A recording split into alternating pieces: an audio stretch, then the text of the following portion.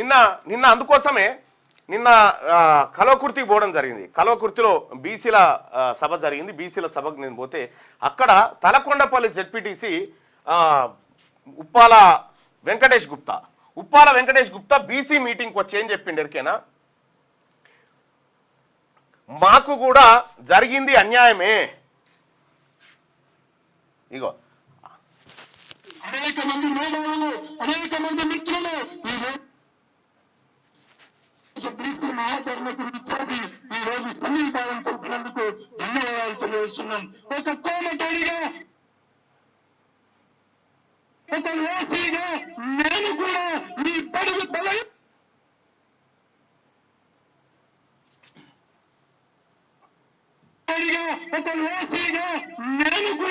ఈ బడుగు బలహీన వర్గాలకు రాజ్యాధికారం రావాలని పూర్తిగా మనస్సాక్షితో భగవంతుడి మీద ప్రమాణంతో మీకు మద్దతు చేస్తున్నానన్నా ఈ రోజు బడుగు బలహీన వర్గాలు అత్యధిక శాతం ఈ ప్రజలలో ఈ సమాజంలో ఉన్నారు. కానీ వాళ్ళ కష్టాలు మారలేదు, వాళ్ళ పేదరికం మారలేదు, వాళ్ళల్లో ఉన్న రైట్. ఒక వైశ్య సామాజిక వర్గానికి సంబంధించినటువంటి ఉప్పాల వెంకటేష్ గుప్తా బీసీ మీటింగ్ కాడికి వచ్చి ఎస్ మా మద్దతు బీసీలకే, మా మద్దతు బీసీలకే,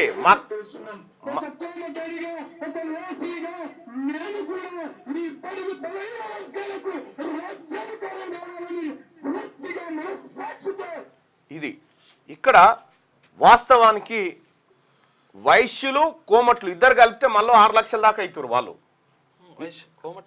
అందులోనే ఆర్య వైశ్య అంటారు కదా, కలిపితే 6 లక్షల దాకా అవుతారు.